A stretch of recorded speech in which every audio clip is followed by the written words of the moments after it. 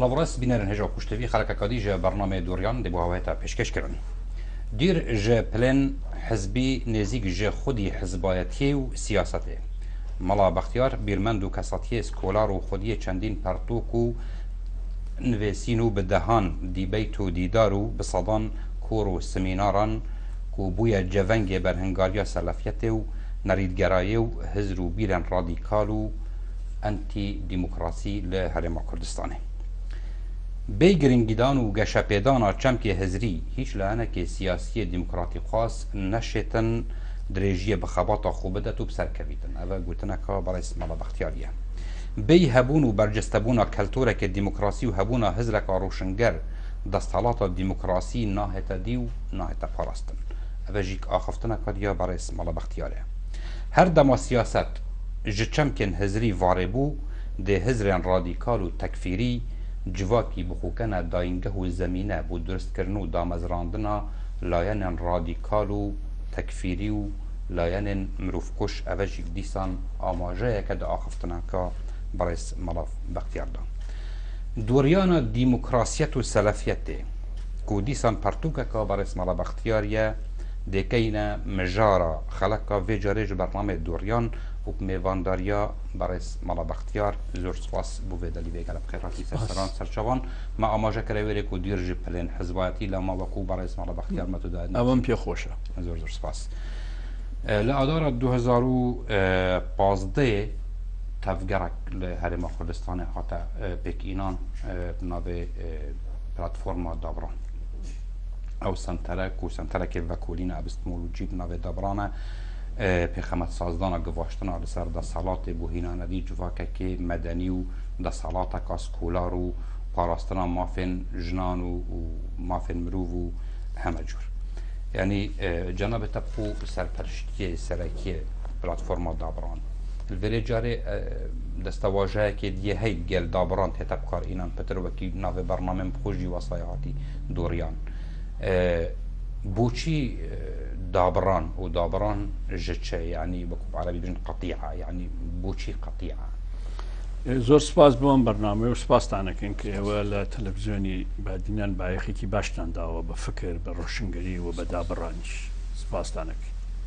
لە ڕاستیە دابڕان یعنی ئێمە قۆناغێکە لە قۆناغەکانی دیموکراسی ئیلا ئەبێ تۆ دابڕی لە هەموو فکرێکی خراپ کە کۆسب بێ لە بەردەم دیموکراسی سەلەفێتی دینی سەلەفێتی مەذهبی سەلەفێتی کۆمەڵایەتی سەلەفێتی ئایدۆلۆژی هەموو ڕێگرن بربەستن لە بەردەم پرۆسی دیموکراسی ئەگەر لە ناو حزبە ئێمە نەزانین چۆن گۆڕانکاری لە فکری خۆمان بەدیئێنین و بربەستەکانی بەردەم گۆڕانکاری پاکەکەینەوە حزبەکەمان ناتوانێت مواکەبەی گۆڕانکاری بکە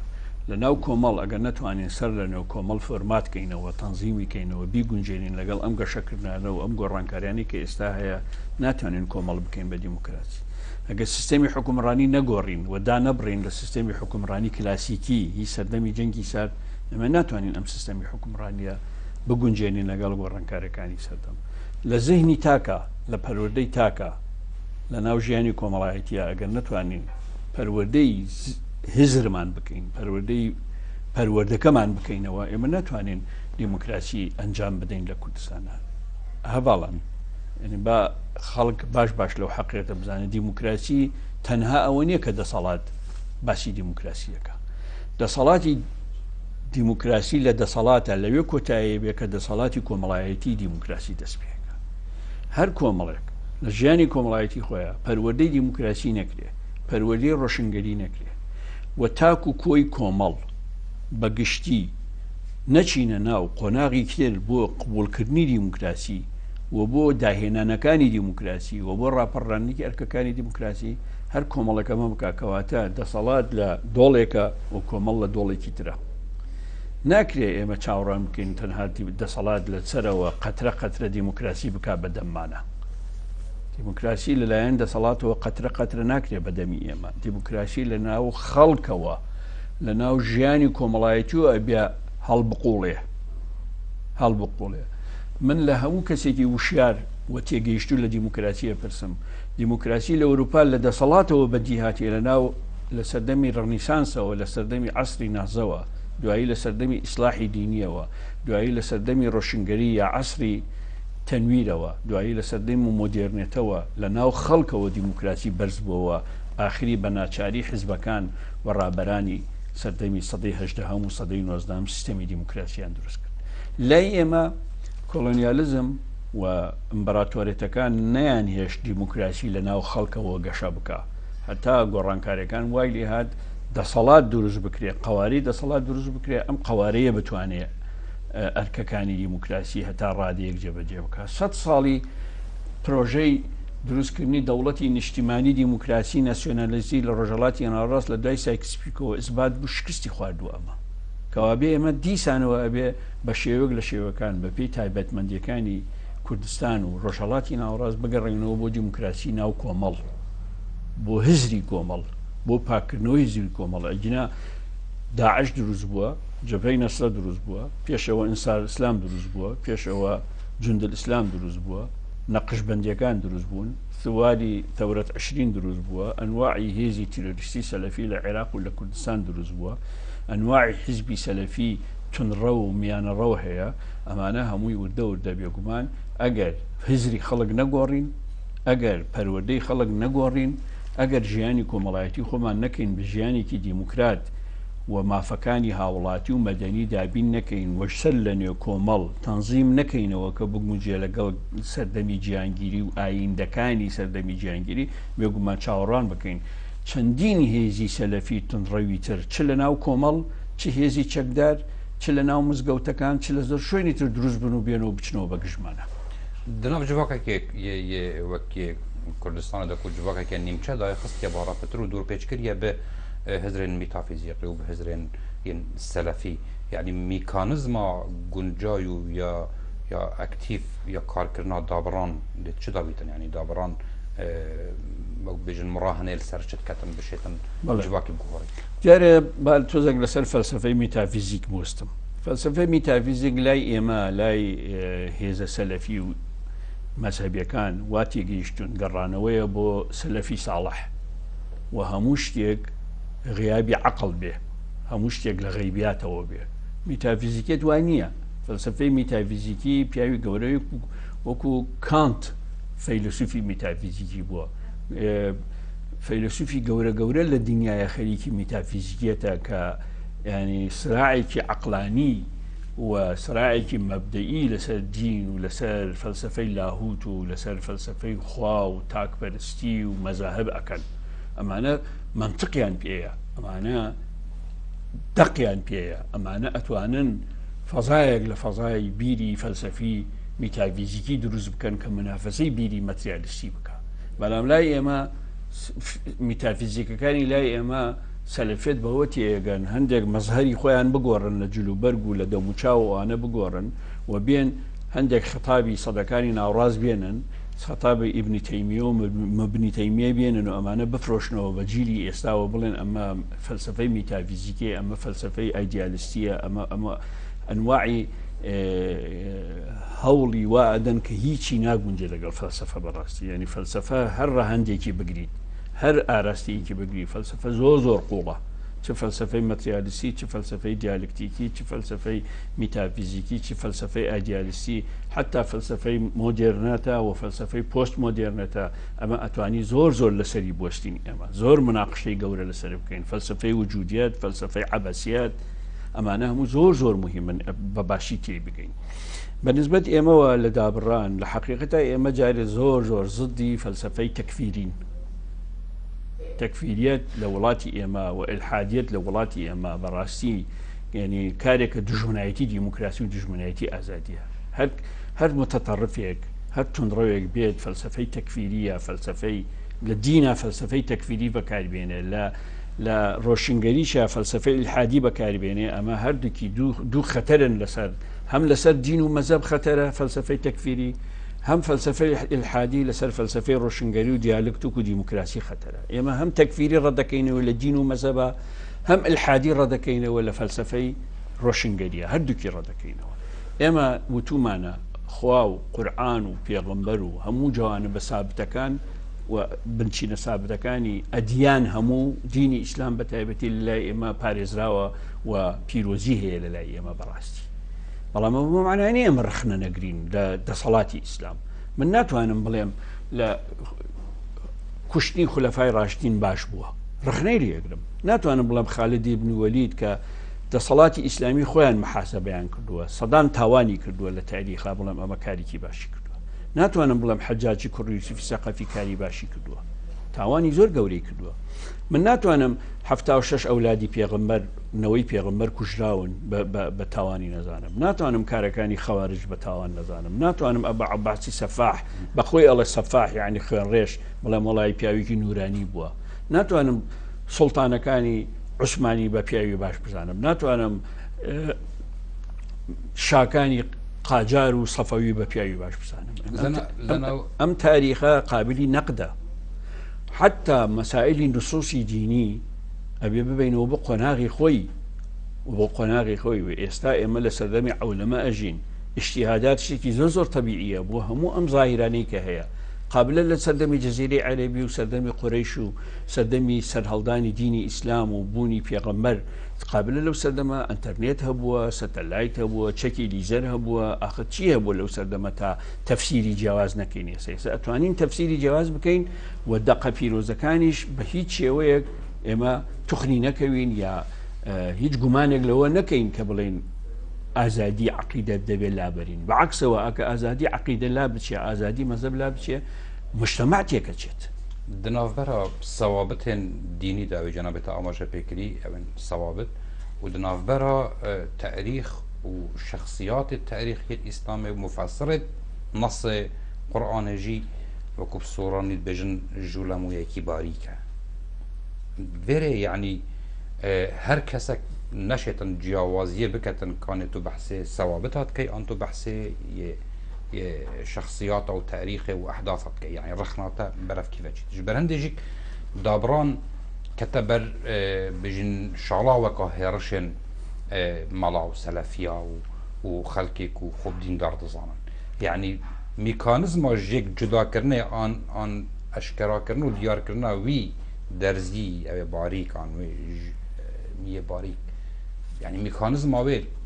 çawa ye di çawa xelkekî wasa têgehînî ku tu digel sewabitayî dijî ehdasayî ئێمە ئەدەبیاتمان هەیە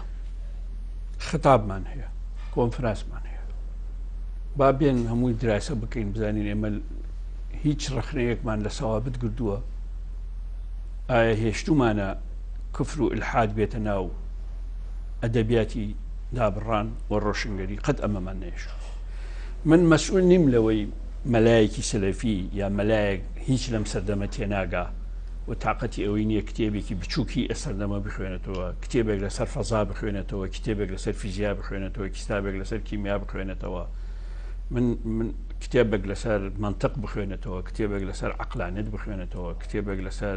دەستوری دانراو بخوێنێتەوە ئەمانە تااقەتی خوێندنەوەی ئەم بابەتیان نەبێ و ئاخر اکتشافاتی علمی لەلای ئەوان هیچ قیمەتی نییە من مەسئول نیم لەوەی ئەمان هیچ لەم شتانە نەخوێندنەوە و بێن حکم لەسەر دابڕان بدەن ئێمە هەموو ئەم شتانە خوێنینەوە و دراسی ئەەکەین و اینجا قەرارەتی ڕەتفعلی ئەو مامۆستایانەی کە لە مزگەوتەکانە بەرامەوە دابڕان دروست بوو ئێمە هیچ جوابمان نەبوو بۆیان جوابی ئێمە ئەوە بوو نەهجێکمان هەیە نەهجەکەمان ئیلحادی نیە دژی ئیلحادین خوا و پێغەمبەر و قورئان لای ئێمە خەتی سوورە و هەروامان کردووە هەر کەسێک لە ناو دابڕان خوا و قورئان و پێغەمبەر بە خەتی سوور نەزانێت ڕێگەی نادین ئێمە ئەچێتە دەروی دابڕان بخۆی ئازادە لە دەروی دابڕان بەڵام لە ناو ئێمە ئازاد نابێت لەبەرەوە ئەو شعرەیەی کە جەنابەت باست کرد ئێمە زیاتریشمان پاراستووە زۆر زیاتریە پارێزین و پێم ئێستا ئەیڵێم من بەناوی دابڕان و ئێڵێم ئەگەر دین و مەزهب و هەندێک ئەخلاقی دین و مەزهب لە مجتەمەعاتی دواکەوتوو دەرکەی فەوزا دروستە بێت بەدیلەکی چییە؟ لەناو خەڵکی نەخوێنەوە چۆن نەتوانی وا بە ئاسانی فەلسەفەیەکی تر دروستکەیت لەناو خەڵکی دواکەوتوو چۆن نەتوانی بەدیلی دین و مەزهب وا بە ئاسانی دروستکەیت بەڵام دین و مەزهبیش بەو معنایە نییە کە بە سەلەفی قبوڵمانە دین و مەزهبیش بەو معنایە نییە زمانی عەولەمە بباتەوە بۆ زەردەمی خولەفای ڕاشدین ئەخ ناکرێ هەوڵێکی زۆر لە سعودیەش نەکراوە کاکە با لە سعودیە کۆمپیوتەر مەناکەن با لە سعودیە تەلەڤیزیۆن مەناکەن با سعودیە سیارە لێ خوڕین منعکەن با بچنەوە سواری خوشتر بن با لە سعودیە دکتۆر منعکەن بەعکسەوە باشترین دکتۆرەکانی دنیا باشترین خەستەخانەکانی دنیا باشترین ئامێرەکانی دنیا لە سعودیە بکاتێت باشە بۆ لە سعودیە باشترین سەلەفی ژنەکەی نەخۆشکەوێ باتە بەردەم دکتۆرێکی پیاو کچەکەی نەخۆشکەوێ باتە بە مختەبەرێکی پیا و فەحسی بکە زۆر لای تەبیعیە چونکە ژیان و مردنی لەسەرە بەڵام کە یێتە سەر ئایدۆلۆجەتی سەلەفی مزایداتمان بەسەرەوەکە هەموو تەکنیکێک و تەکنەلۆژیایەکی مۆدێرنێتە و دنیای ئێستا لەلایەن هەموو سەلەفیەکانەوە بەکاردێ بەڵام فکری مۆدێرنێتە ڕەفزەکەنەوە ئەم زواجێتە چییە؟ ئەگەر ڕەفزی دیموکراسیە ئەگەر ڕەفزی مۆدێرنەتەیە یا حەداسەیە با تەکنەلۆژیای حەداسەش ڕەفز بکەن با علمی حەداسەش ڕەفز بکەن جانابێتە دەسمینارێکدا ئاماژەکرەوێرێک و بەی گرنگیدان گەشە پێدانا چەمکی هزری هیچ لایەنێکی سیاسی دیموکراتی قاز نەشێتن درێژیە بدەتە خەباتە خۆ بێگومان یعنی پرسیارە من ئەوە نوکە لایەنی سیاسیین سکۆلار ئانیان دیموکراتی خاص هەرێمە کوردستانێدا لایەنی هزری فرامۆشکریە یانجی گرنگی پێدایە هەموو حزبەکان بەشی زۆری لایەنە هزرەکەیان فرامۆش کرد ناڵم هەمووی هەندێکیان پارتی بە شێوەی خۆی یەکێتی بە شێوەی خۆی شوێی بە شێوەی خۆی ئەوانە بەش هەندێکیان لەبەر خاتری عەقلی سەلەفی و دواکەوتنی مجتەمەع و ئەمانە هزری مۆدێرن و هزری هاوچەرخ وەکو پێویست خزمەت ناکەن من ناڵم تەتەڕف من لەگەڵ هیچ تەتەڕفێک نیم بەڵام ناکرێ ئەوان سەلەفیەکان و محافزکارەکان و کۆنەپەرستەکان زۆر لە ئێمە چالاکتر بن ناکرێ ئەمە زۆرترین قوربانی ئێمە داومانە سەرکەوتنەکان ئێمە بەدەستمان هێناوە بۆ بترسین لەوەی ئەم سەرکەوتنە گەشەی پێ بدەین پێشی بخەین لەگەڵ گۆڕێنکارەکانە لە ڕووی هزریشەوە ئەڵێم بۆ بترسین ئێمە ئەبێ لە سەلەفیەکان زیاتر ئازادی مقەدەساتی خەڵک بپارێزین بەڵام ئازادی مقەدەساتی خەڵک نابێت ڕێمان لێ بگرێ ئازادی هزری خۆشمان باس بکەین ڕخنەکانی خۆشمان باس بکەین ڕخنەکانی خۆشمان نابێت ڕێگەمان لێ بگرێ ئازادی مقەدەساتی خەڵک زەوت بکەین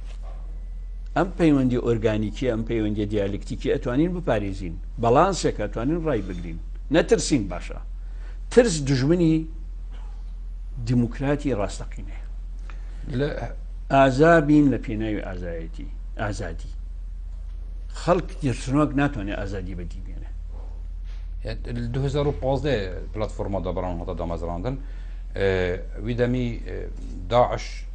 دەستە پێڕەشێت خۆ شاڵاوێت خۆ بوو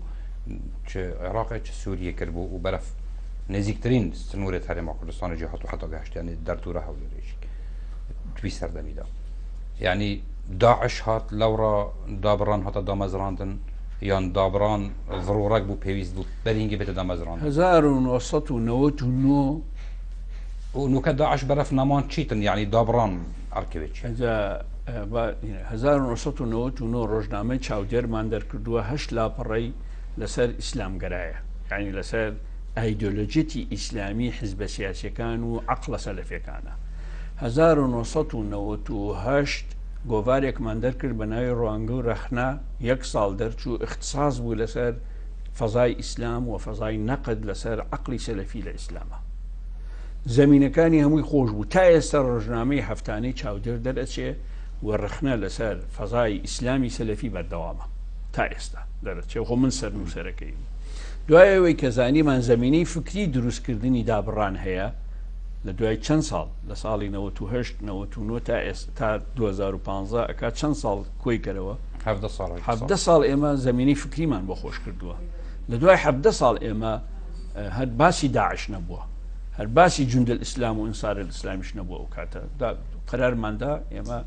کۆنفراسی دابڕان ببەستین یعنی هەلومەرجی بابەتی لەبارە هەلومەرجی هزریش لەبار بوو بۆ ئێمە داعش نەشمێنێ دابڕان بەردەوامە بێت چونکە بۆ لەبەرەوەی هزری سەلەفی پێش داعش و سەدان ساڵە لە ناو کۆمەڵی ئێمە ئەپارێزرێ وەکو میرات ماوە ئێمە دەبێ ڕای گشتی عەقلی ڕای گشتی پەروەردەی هزری ڕای گشتی بگۆڕین بە پەروەردەیەکی دیموکراسی ڕاستەقینە لە ناو کۆمەڵ ڕۆشنگەری یا تەنویر هەدەفە ستراتیژیەکەی چییە؟ هەواڵگیان هەدەفە ستراتیژیەکەی ئەوەیە تەنویر لە نخبەوە نەقل بکەی بۆ ناو ڕای گشتی ئەمەیە خصوصیەتی ئەساسی تەنویر ئەمەیە ڕێک ئەمەیە هێتا گوتن و سەر بنامای لكل فعل ردة فعل يعني سەروی بنامای ژبەر و سلێمانیە و دەوروبەرێن سلێمانیە هەرشکەون دە و تایبەتیژی حتا بێگا بێ دەبەرەکە ینی جوواکێکی vekiriye ڕۆشنگەری هزرا ئازاد ڕەخنە و بژین vederş سەلەفیەتێ وانە گەشە کردە پێشدا چوویە ji ber هەندێ ڕەتفعلا سەلەفیا سلێمانیە و دەوروبەرە توێ قووەتترە و گڤاشتنا سەلەفیەتێ لێ دەبەرێ پێسترە بۆ نمونە ڕەنگەن و کە چەندین کەناڵت یەک دوو کەناڵت فەضائیەت سلێمانی بخودا هەینێت سەلەفیەتێ چەندین ڕادیوێت هەین ji bilî wêrê çendîn xelkێک و پەیوەندی ڕێزێت داعش کری و نزیکی 500 گەنجێت کورچ بوونەت نەفدا gelek şwana سلێمانیە حەلەبچە و وان دەوروبەرە بووە یعنی ئەvە ئەفراد فعلە سەلەفیایە دژی ڕۆشنگەریال وێ منتەقی هەی یان ژی civakxuyê harîkar bûye li wê derkek û xelkekê çekdar bû daişa dest kir ساڵی 1994 شەڕ لە بینی یەکێتی نیشتیمانی کوردستان و هێزی ئیسلامی چەکدار دروست بوو خۆجارێ نە ڕۆشنگەری لە ئارا بوو نەبیری ئەلمانێت لە ئارا بوو حزبەکان هیچ باسی ئەم بەسوی سەردەمیری سلێمانیە باژارێکی vekirîtir قارنەت گەل سلێمانی باژارێکی کراوەیە ڕاستە ئەم قسەیە بەڵام من ئەمەوێ بڵێم ئایا ئەمە ڕەتفعل لە بەرامبەر بە ڕۆشنگەری نەخێر ڕەتفعل نیە بزنەوەی ئیسلامی بە هێزی چەکداریەوە ساڵی 1970 دروست بووە لە دوای کارەساتی هەڵەبجە دروست بووە علاقی بە ڕۆشنگەری نییە علاقی بەوە بوو ئەوانیش وەکو هەموو لایەنەکانی تر چەسانەوەیانتە سەر کیمیاباران کراون ناچار کراون هیچ چەک هەڵبگرنەوەی دیفاع بکەن وردەوردە ناکۆکیەکان لەگەڵ یەکێتی لە دەڤەرەکانی یەکێتیە تەقیەوە بۆ بە خەباتی چەکداری ئەمە مۆزوعێکە بەڕاستی نەخوازراوە بوو بەداخەوە ڕوویدا باشە لە دوایەوەش بزوتنەوەی ئیسلامی خۆی جابۆتەوە بۆ بە کۆمەڵی ئیسلامی و بۆ بزوتنەوەی ئیسلامی لە ناو خۆیان ناکۆکییان قوڵ بوو لەگەڵ یەکێتی و لەگەڵ پارتی داکۆکییان لاوااستر بوو باشە لە ناو ئەمانیشەوە جندل ئیسلام و ئەنسار ئیسلام دروستە بێ کە عینی سیاسەتی تاڵیبان و قاعیدە بەکارهات لە منتەقەی حەڵەبجە بێگومان ئێمە لەگەڵ ئەمانە شەڕەکەین و یەکێتی نیشتیمانی کوردستان شەرەفی ئەوەی هەیە نەهێشتووە هێزی چەکداری سەلەفی لە ناوچەکانی سلەیمانی ساڵ ببن سەرکەوتن بەدەست بێنن ئەوە تو بحث سەلەفیەت جیهادیت کە یعنی سەلەفیەت مەدخەلیژی سلێمانی بقواترێت لە سەلەفەتی کوێ یعنی هەموو جۆرەکی سەلەفی یعنی سەلەفی مەدخەلیەکانیش لە سلێمانی ئێستا سەری هەڵداوە من پێم وایە ئەگەر بە باشی بە وردی سیر بکەین مەسەڵەن بۆ یەکگرتوو لە بادینان بەقوترە بۆ یەکگرتوو لە بادینان بەقوتر نییە بەقوتە یعنی دوایین کنگرەی یەکگرتوو چەند مڕەشحی هەبوو زۆر بەیان خەڵکی حەلەبجە بوون هەڵەبجە منبعی دامەزراندنیانە بیرتان نەچێ حرەکەی ئیخوانی مسلیمین لە حەڵەبجەوە دروست بووە بۆ مێژوورە ساڵی پەنجاکان سەرەتای پەنجاکان ئیخوان مسلیمین لە هەڵەبجەوە دروست بووە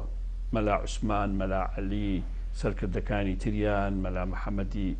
شارە زووری دوایی بازیانی ئەمانە زۆر هەن هەمووی خەڵکی هەڵەبجەن دروست بوون ئەمە هەڵەبجە خصوصیەتێکی خۆی هەیە لە حرەکەی ئیسلامیە نابێت لە بیرمان بچێت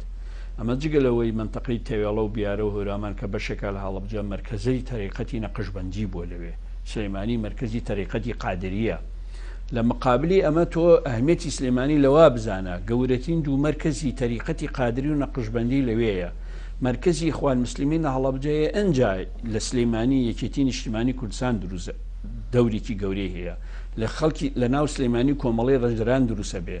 لە ناو سلێمانی بزوتنەوە چەپەکان دروستە بێ لە ناو سلێمانی ئازادی ڕێکخراوەکان ئازادی ڕۆژنامە ئەهلەکان دروستە بێ یعنی بەعکسەوە ئەوایە سلێمانی زۆر لە من بەقووەتر بێ کە ئێستا ئێوە تەسەوریەکەن چونکە مرکزی تەریقەتەکان لەوەیە مرکزی سنتەرە سلێمانی زۆر بەقووەت دەبەست دەوروبەر مەثەڵەن حەلەبجە و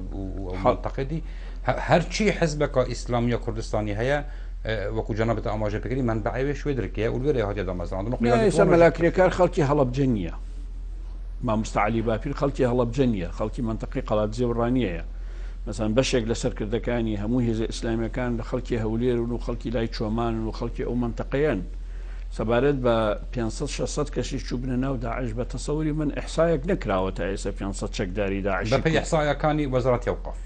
500 چەکداری داعش ئیحسان نەکراوە تا ئێستا من دقیقاً ئەو شتا ئەزانم بەڵام ئەگەر بڵێ 500 عەقلی سەلەفی من ئەتوانم بڵێم چەند بەرامبەر لە 500 زیاتر عقلی سەلەفی لە هەموو کوردستان هەیە و لە سلەیمانی و لە هەڵەبجەشەیە لە هەموو کوردستان هەیە لە خانەقین تا ئێستا 30 سەلەفی دەرکەوتووە سەلەفی جیهادی دەرکەوتووە ئاخرین کارەسات کە 33 کەس لە خانەقین بەسەر پێرار شەهید کرا سەلەفیە جیهادی خۆکوژەکانی خانەقین و دەوروبەری خانەقین بوون یعنی ئەم عقلێتێکە بەڕاستی ڕۆشتووە کاکە عقلێتەکە ڕۆشتووە ئێستا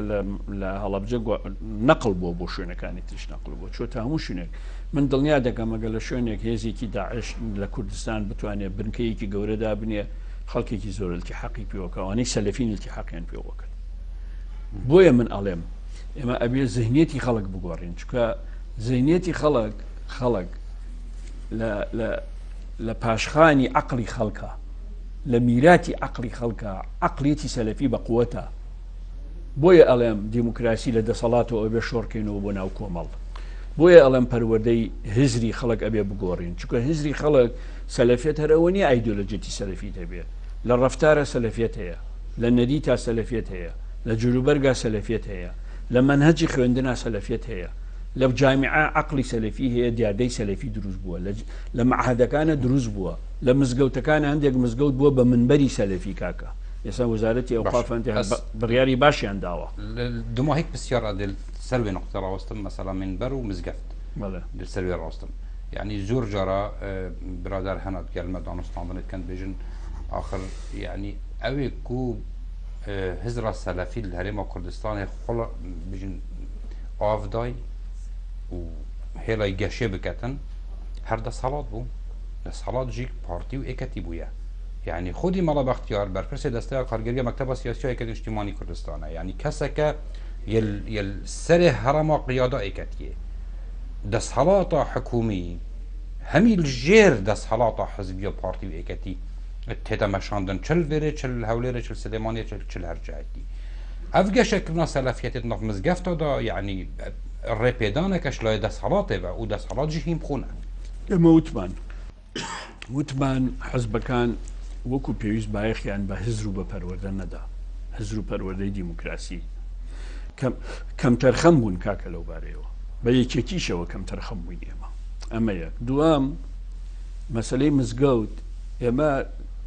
دژی ئەوە نین مزگەوت هەبێ لە کوردستانە بەڵام ئێمە ئەڵێن بەس نە هەر مزگەوتێک سەلەفیەک لەوێ بێ ئێمە وا ئەڵێن لە پاڵ ئەوەی کە خەڵک پێویستی بە مزگەوتە بە پێی پێویستی هەبێ بەڵام حەقە زیاتر جامیعاتمان باخچەی ساوایانمان مەکتەبەکانمان مەعهەدەکانمان و کتێبخانەکانمان ئەمانە مختەبەراتی علمی و ئەمانە ئەبێ زۆر زیاتر بایەخیان بدەینێ کاکە زۆر زیاتر لەوەی بایەخی پێدراوە مزگەوت نابێ ڕێی لێ بگریت و خەڵک ئەچێ بۆ عیبادەت نابێ ڕێی لێ بگریت بەڵام دەبێ حتا خوتبەی نوێژ و ئانەش بگونجێ لەگەڵ عەقڵی ئەم سەردەمە و پەروەردەی ئەم سەردەمە و ئەخلاقی ئەم سەردەمەش یعنی دژایەتی کردنی مزگەوت یا چوون بۆ نوێشکردن لە مزگەوت بەڕاستی زۆر خراپەوە بە هیچ شێوەی خراپە بەنسبەت منەوە من ئەو کاتە مەسئولی کاریگەر ڕەبووم کە حکوومەت دەرگای کردبووە بۆ ئەو دیاردانەی کە جەنابەت باست کرد من لە دوای سیهەمین کۆنگرەوە مەسئولی کارگێرێکی نیشتیمانی کوردستانم و لەسەر ئەو قسانە بە بەردەوامی قسەم کردووە بە بەردەوامی وتومە هەموو شتێک لە حدودی خۆی بەڕێزمان بەختیار وەختمە دماهیک هات زۆر سوپاس بۆ بینەرن هێژا هەتا دیدارەکادی هەر شاد و بەختەوەر